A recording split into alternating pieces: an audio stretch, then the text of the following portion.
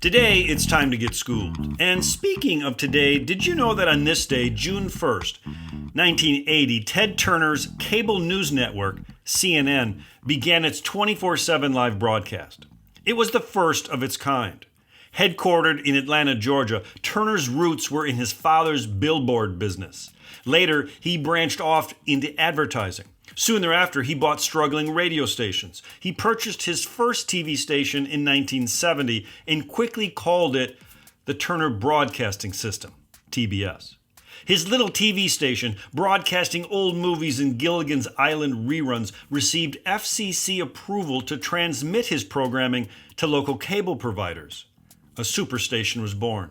He bought the Atlanta Braves in 1977 and, of course, broadcast their games on his station. Reese Schoenfeld, a TV journalist with experience using satellite news, approached Turner about expanding his superstation idea to include a 24/7 cable news channel. CNN was born.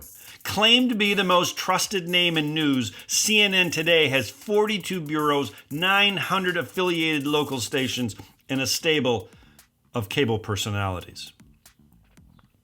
What seems to be the powerful lesson of this little tale is that 24/7 TV news changed our political dynamic, and it really changed the world.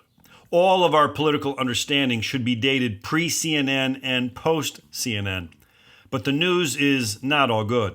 First, the positives. We no longer had to wait for our print editions of the newspaper or the evening news at 6:30. News went live, but news now had to compete against the ratings of entertainment programs. News was undoubtedly dumbed down. Pseudo-events became newsworthy. So too did scandals, peccadillos, and the weather. It created more fear, diminished trust, promoted conspiracy theories, and frankly, divided us. Others like Fox and MSNBC got into the game. Hard to imagine now that Walter Cronkite, longtime anchor of CBS News, was the most trusted man in America.